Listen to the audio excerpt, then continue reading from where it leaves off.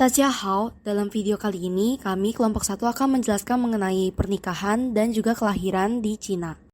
Sejarah pernikahan Cina dipercaya berawal dari dongeng Yue dan Fuxi pada 2600 sebelum Masehi. Keduanya menikah walaupun memiliki hubungan saudara. Pada zaman dahulu, orang diperbolehkan untuk memiliki banyak pasangan dan tidak memiliki pasangan tetap. Seseorang dengan nama keluarga yang sama diperbolehkan untuk menikah, dan pernikahan antar saudara atau memiliki hubungan saudara itu diperbolehkan. Namun setelah mereka menikah, pernikahan dengan hubungan saudara dilarang dan menjadi pernikahan eksogami di mana anak perempuan dari keluarga lain dapat menjadi istri bagi semua saudara laki-laki dalam keluarga itu. Adat pernikahan Tiongkok paling banyak dirumuskan selama dinasti Han, dan tata cara yang dirumuskan paling penting yaitu memberikan hadiah pertunangan yang diberikan oleh keluarga mempelai pria kepada keluarga mempelai perempuan. Hadiah pertunangan sangat penting karena jika tidak diberikan, maka pernikahan tersebut disebut tidak terhormat. Setelah proses tunangan tersebut, maka mempelai wanita wajib untuk tinggal di rumah mempelai pria. Secara garis besar terdapat 3 tahap budaya pernikahan Cina, yaitu yang pertama sebelum pernikahan, kedua saat pernikahan, dan ketiga setelah pernikahan. Sebelum pernikahan memiliki 4 tahap, yaitu lamaran, sangjit, sungcia chuang, dan pesta bujang. Lalu pada saat pernikahan ada cia tao, pemberkatan, tipai, dan resepsi pernikahan. Lalu setelah pernikahan ada cia kiangsai dan cia caam. Dalam adat pernikahan Cina secara tradisional terdapat ritual yang harus dilakukan dan dikenal dengan nama 3 surat dan 6 etiket. 3 surat yang dimaksud yaitu surat pertunangan, surat persembahan, dan surat pernikahan.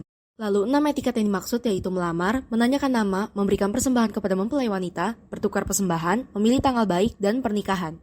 Adapun tantangan dalam pernikahan Cina, yang pertama tanggal lahir mempelai yang tidak cocok. Jika kedua mempelai memiliki tanggal lahir yang tidak cocok, maka pernikahan akan dibatalkan.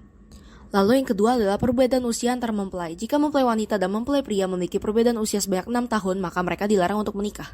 Yang ketiga, jika sang menyambut mempelai bertemu dengan upacara pemakaman atau arak-arakan saat dalam perjalanan menjemput mempelai wanita, maka mereka harus memecahkan sesuatu barang atau bertukar hadiah untuk keberuntungan. Yang keempat, saat hari pernikahan berlangsung, tamu wanita yang sedang hamil, janda, atau memakai baju berwarna putih dilarang masuk ke dalam kamar pengantin. Dan yang terakhir adalah dalam kurun waktu 3 bulan sebelum pernikahan dilaksanakan, calon mempelai dilarang untuk mengunjungi upacara pemakaman atau mengunjungi seseorang yang baru saja melahirkan atau memiliki bayi. Tradisi dan kebudayaan kelahiran di Tiongkok. Tiongkok memiliki berbagai budaya dan tradisi yang sangat kental, sehingga para masyarakat Tionghoa menganggap tradisi ini sebagai salah satu budaya yang sudah diwariskan dari turun-temurun generasi ke generasi. Sejarah tradisi menyambut kelahiran di Tiongkok dipercaya sudah ada setidaknya sejak era dinasti Song, tahun 960 sampai 1279 sebelum Masehi. Namun ada beberapa ahli yang berpendapat bahwa tradisi tersebut sudah ada lebih dari 2000 tahun yang lalu. Budaya dan tradisi Manyue dalam menyambut kelahiran bayi di Tiongkok.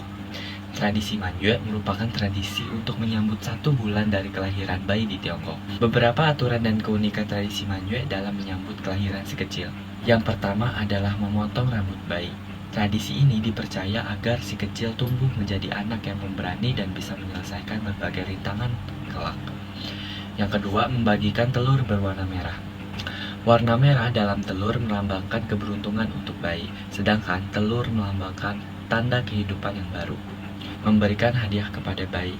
Sesudah keluarga dari bayi tersebut membagikan telur berwarna merah, pada umumnya para tamu yang datang ke rumah bayi tersebut akan membawakan berbagai hadiah. Para tamu akan memberikan angpau untuk bayi laki-laki dan macam-macam hiasan untuk bayi perempuan. Ketika seorang bayi lahir pasti identik dengan tahun. Di China, tahun dari bayi lahir ini berkaitan erat dengan Shou. Orang-orang di sana jika ingin menanyakan umur bisa dengan menanyakan Shou apa, sehingga orang-orang bisa menebak kira-kira dia lahir tahun berapa dan umurnya itu berapa. Selanjutnya, menurut kepercayaan orang-orang China sana, bayi yang baru lahir ini sudah berumur 1 tahun. Jika mereka ulang tahun, maka mereka berumur 2 tahun. Dan ketika anak tersebut merayakan ulang tahun kedua itulah, biasanya anak tersebut melakukan tradisi mengambil barang atau yang disebut dengan cuacau. Di tradisi inilah, sang anak diberikan berbagai macam pilihan seperti buku, bola, kalkulator, uang, dan yang lainnya. Setiap pilihan yang dipilih ini dipercaya kalau sang anak akan menjadi seperti apa yang dipilih ke depannya. Selanjutnya adalah pantangan dan tantangan saat pasca melahirkan di China. Yang pertama itu dianjurkan untuk tidak mengerjakan pekerjaan yang berat. Kemudian dianjurkan untuk tidak terkena angin malam. Yang ketiga disarankan untuk makan makanan herbal atau yang disebut dengan xiapo. Dan yang terakhir itu disarankan untuk makan ramu-ramuan tradisional China. Berikut adalah sumber referensi dari kelompok kami. Xie xie lao shi.